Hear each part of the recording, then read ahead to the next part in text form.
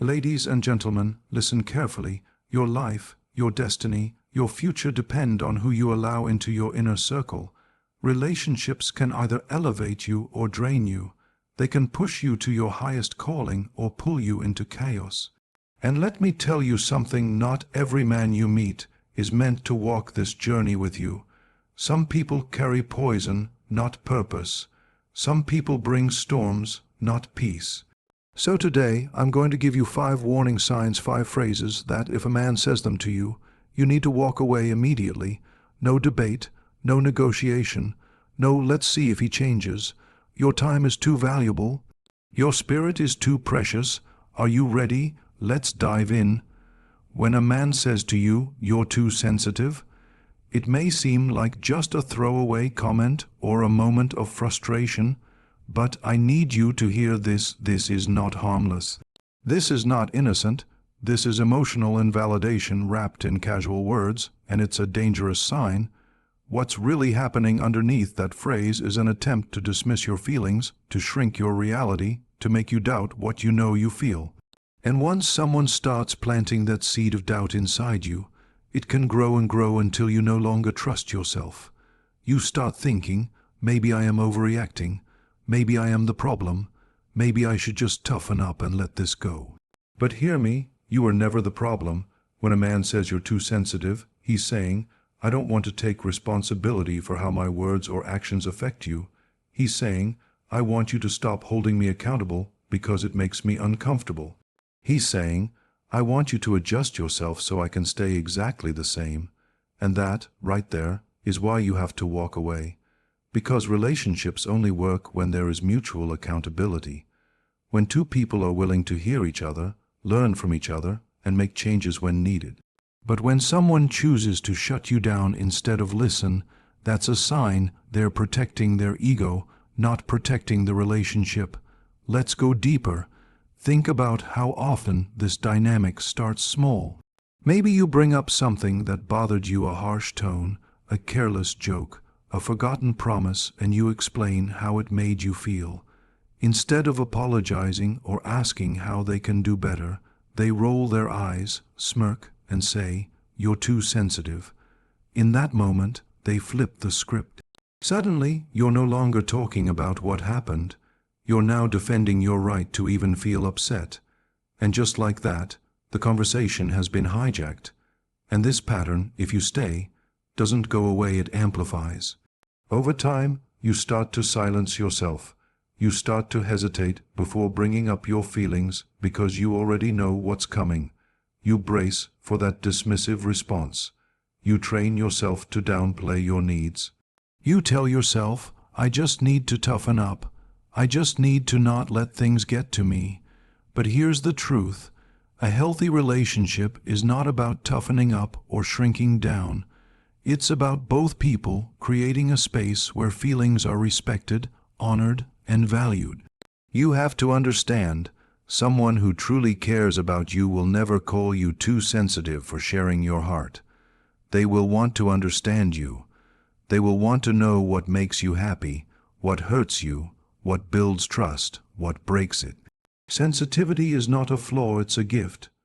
It's what allows us to connect deeply, to love wholeheartedly, to navigate life with compassion.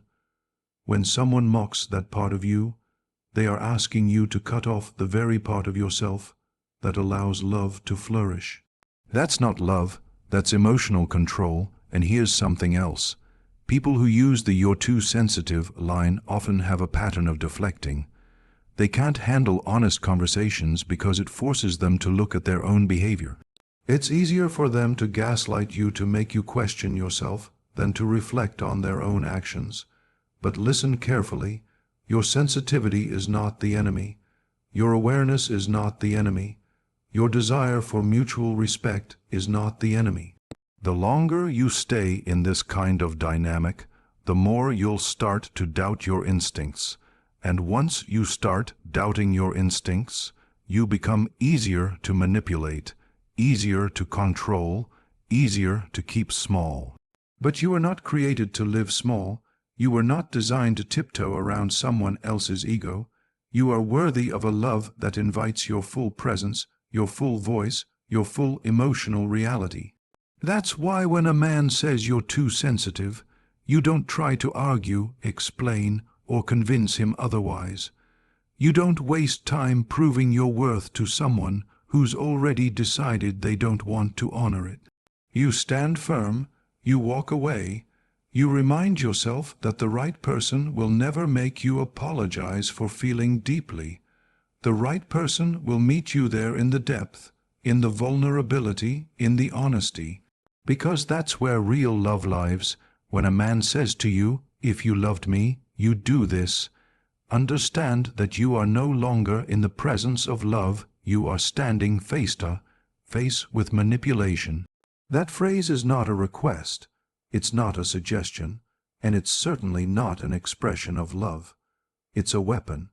It's a tool designed to bend your will, to press you into submission, to make you act against your own boundaries and values under the crushing weight of emotional pressure.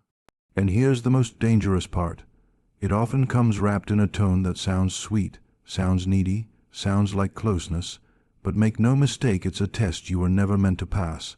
Because real love doesn't demand proof, it doesn't hang conditions over your head, and it doesn't threaten to withdraw if you fail to comply. Let's peel this back. When someone says, "If you loved me, you'd do this," they are deliberately connecting your affection to your obedience. They are making their love conditional on your actions, actions you may not be comfortable with, actions you may even know are wrong for you. But because you care, because you're invested, because you want to make things work, you feel the pull to say yes, to comply, to prove yourself. And right there, you've stepped into a dangerous cycle. You start doing things not because you freely choose them, not because they align with your heart or your values, but because you are trying to earn love, to hold on to love, to keep the peace, to avoid rejection. And that is the trap. Real love, authentic love, honors free will. It honors choice. It does not need to coerce, to guilt, to manipulate. When someone truly loves you, they want you to feel safe saying no. They want you to feel empowered in your boundaries. They want your yes to come from joy, not from pressure. But a man who uses the phrase, "If you loved me, you'd do this," has already decided that your value lies in your compliance, not your well-being. He is not trying to build connection. He is trying to maintain control. He is using your love as leverage to get what he wants, and that is emotional blackmail, plain and simple. Now, think about how subtle this can start. Maybe it's small requests at first, favors, sacrifices, tiny compromises, and each time you hesitate, each time you assert yourself, the phrase comes, "If you loved me, you'd help me. If you loved me, you'd understand. If you loved me, you wouldn't say no." Over time, this conditioning takes hold, and you start internalizing a dangerous belief. My love must be constantly proven, constantly earned, constantly demonstrated through sacrifice, and let me tell you, no matter how much you give, no matter how much you surrender, it will never be enough. Because the problem is not your love, the problem is the other person's entitlement. They believe they are owed something by virtue of being loved. They believe they are entitled to your time, your body, your resources, your energy, your sacrifice. But love is not a debt to be collected. Love is a mutual exchange, a free offering, a sacred trust, and when someone turns it into a bargaining chip, they are no longer relating to you as a partner, they are relating to you as a possession. This is why you cannot afford to stay in this dynamic, to entertain these conversations, to let this mindset take root. The longer you stay, the more you lose sight of what healthy love looks like. The more you lose sight of yourself, you may start to feel that saying no makes you cold, selfish, or unloving. You may start to feel that your boundaries are punishments instead of protections. You may even begin to question your own sense of right and wrong because the emotional pull is so strong, the guilt is so thick. But hear me, you are allowed to say no without your love being called into question. You are allowed to have limits and still be a loving partner. You are allowed to stand up for your own needs without being labeled difficult or uncommitted. Anyone who tries to convince you otherwise is not nurturing the relationship. They are draining it. So when you hear that phrase, when you hear, "If you loved me, you'd do this," recognize it for what it is: a red flag, a flashing warning, a moment to check yourself and stand firm. You don't need to explain or defend your boundaries. You don't need to debate whether your love is good enough. You need to remember that your worth is not measured by how much you can give up to make someone else happy. The right person will never ask you to betray yourself in the name of love, because they will know that real love is not about what you can sacrifice, but about what you can build together, freely, without force, without guilt, without fear. When a man says to you, "You're lucky I'm with you," understand this is not a compliment. It's a warning signal wrapped in arrogance and control. This statement is not about gratitude or appreciation. It's about power. It's about positioning himself as the prize, the one you should be grateful for, the one you should work to please, the one you should fear losing, because without him, according to his own inflated sense of worth, you have nothing. But here's the truth. The moment someone starts making you feel small so they can feel big, the balance of the relationship is broken, and it's time to step back and recognize what's really going on beneath the surface.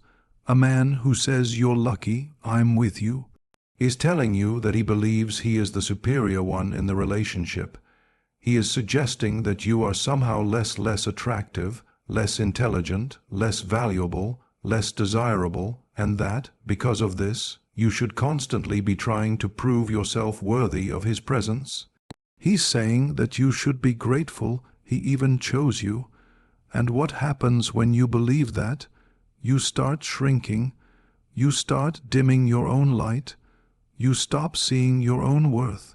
You become smaller and smaller in the relationship while he takes up more and more space, feeding his ego at the expense of your self-esteem. Let's dig deeper into how this kind of arrogance works.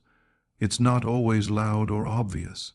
Sometimes it comes cloaked in humor, little jabs, sarcastic remarks, playful insults that chip away at you over time. Maybe he makes jokes about how lucky you are to have someone like him, or how other people would love to be in your place, or how no one else would put up with you the way he does. Other times it shows up in moments of conflict, when he turns an argument into a reminder of how much he's done for you, or how much better you have it because of him. And slowly, if you're not careful, you begin to internalize these messages. You begin to believe that you don't measure up, that you have to work harder, that you have to hold on tighter because you might not get another chance with someone like him. But let me tell you something important. Real love is built on mutual respect, not superiority. In a healthy relationship, both people bring value, both people bring strength, both people bring worth. No one is the prize over the other, because the relationship itself is the prize, the connection, the partnership, the shared growth. When someone tries to place themselves above you, they are not interested in partnership. They are interested in dominance. And when you accept that dynamic, you end up carrying the emotional burden of constantly proving yourself, constantly chasing validation, constantly trying to keep up with someone who has already decided they are better than you. The danger of staying in this kind of relationship is that it erodes your sense of self over time. You begin to doubt your own strengths, your own attractiveness, your own intelligence. You begin to believe that you are hard to love, difficult to keep, easily replaceable. And that belief system is a trap, because the more you believe it, the harder you work to hold on to the very person who is making you feel that way. It becomes a cycle of seeking approval from someone who has no intention of giving it, because withholding approval keeps you desperate, keeps you compliant, keeps you hooked. I need you to understand something. You are not lucky to be with someone who makes you feel small. You are not lucky to be with someone who constantly reminds you of how much better they think they are. You are not lucky to be with someone who makes you question your worth. The right relationship will never make you feel like you are on trial, like you are constantly trying to earn your place. The right relationship will lift you, affirm you, and honor you as an equal. You will feel seen, appreciated, and respected, not belittled, minimized, or dominated. So when you hear those words, "You're lucky I'm with you," don't brush it off, don't laugh it away, don't let it slide. Recognize it as the red flag it is. Recognize it as the sign of someone who is not secure in themselves, who needs to prop up their own ego by tearing you down. And remember that you are not required to stay where you are not valued as an equal.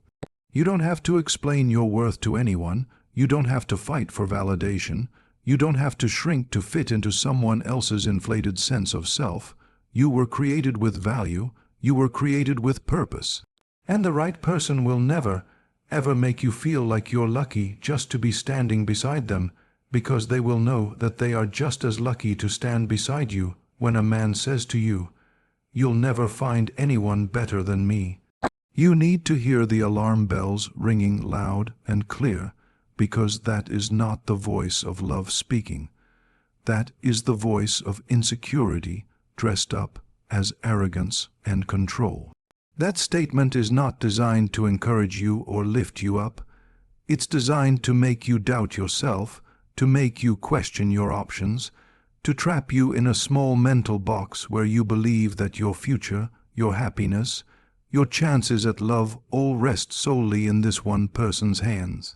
That is emotional captivity, and you were never meant to live that way. Let's break down what's really happening when someone says you'll never find anyone better than them.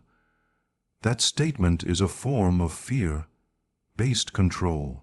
It's meant to keep you in the relationship by convincing you that the outside world holds nothing good for you, that no one else will see your worth, that no one else will choose you, that no one else will love you the way they do. And often they'll even coat that statement with a kind of false confidence, acting like they are the ultimate catch, the best you'll ever have, the only person who could possibly tolerate or love you. But underneath all of that swagger, what's really happening is their own deep fear that you can do better, that you do have options, that you are worthy of a healthier, more fulfilling relationship. People who are secure in their relationships, people who are confident in their own worth, do not need to control their partner through fear. They do not need to plant seeds of doubt or limit your sense of possibility. Instead, they encourage your growth, they celebrate your strength, they support your independence, and they trust that you are choosing to be with them because you want to, not because you believe you have no other choice. But when someone starts telling you that you'll never find better, they are no longer focusing on nurturing the relationship, they are focusing on shrinking your confidence, so you feel too afraid to leave. Think about how this shows up in real life. Maybe it comes during an argument, when you try to assert yourself, when you point out something that's not working, when you challenge their behavior, and suddenly they hit you with, "Go ahead and leave, you'll never find anyone better."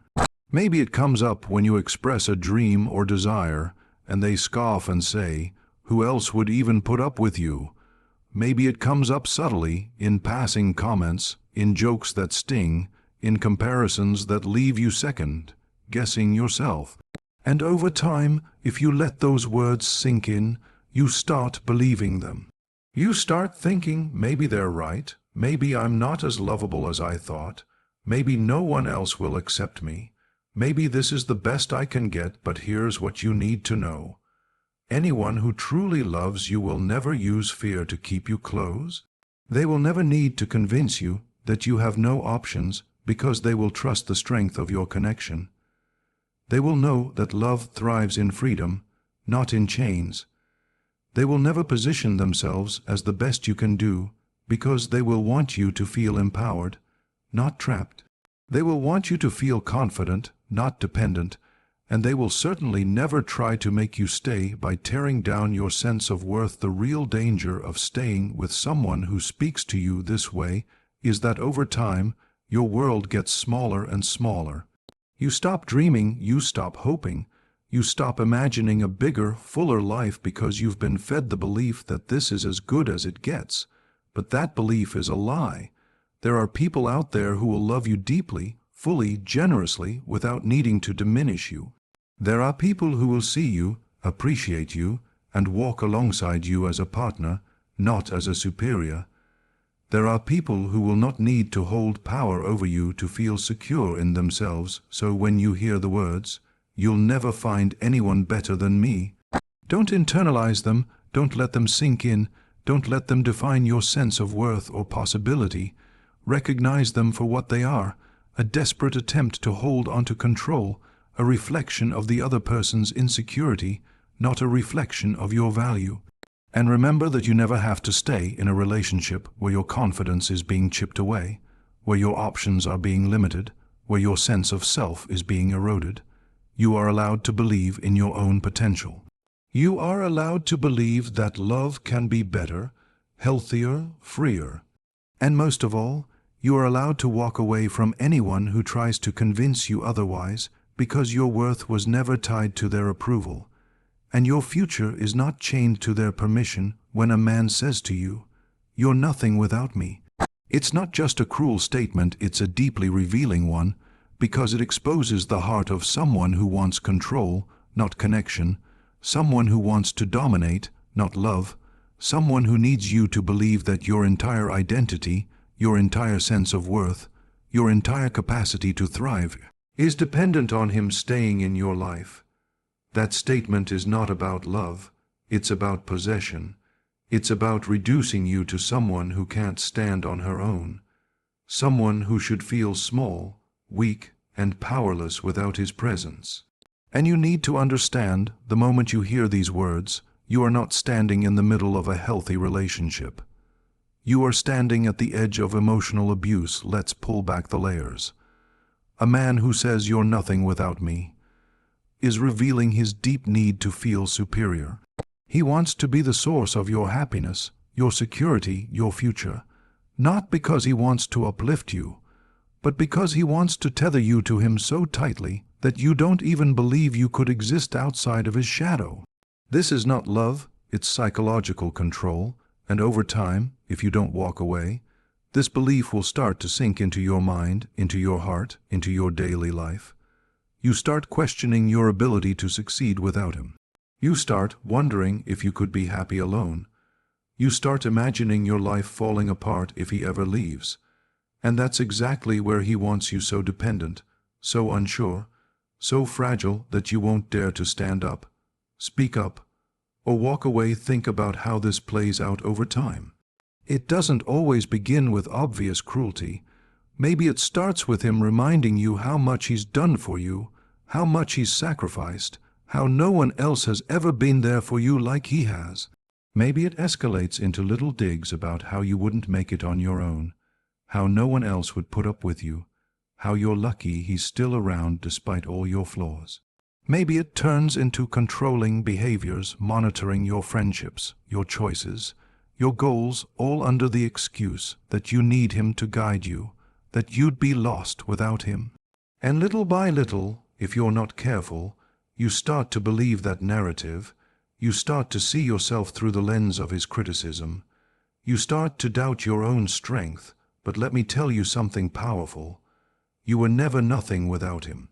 You had worth before he showed up. You have worth while he's standing beside you, and you will have worth long after he's gone. Your value is not tied to his presence. Your identity is not defined by his approval. Your future is not chained to his permission. And the right man, the right partner, the right love will never, ever need to convince you that you are powerless without them, because real love empowers, it lifts, it strengthens, it breathes life into your dreams and your sense of purpose.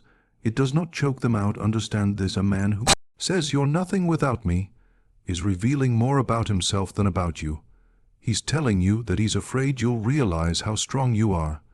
He's telling you that he's threatened by your independence, your potential, your ability to rise. He's telling you that he needs you to stay small so he can feel big. That is not a reflection of your limits. That is a reflection of his insecurity.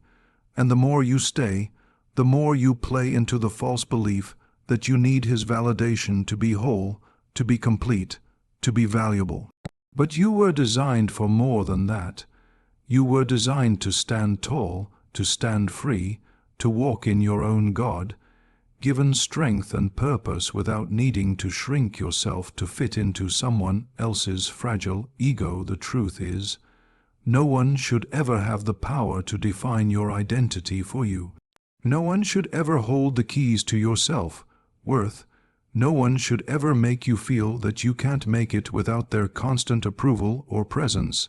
That is not love, that is emotional captivity, and you are allowed you are called to break free from it. You are allowed to choose yourself. You are allowed to rediscover who you are outside of anyone else's opinions.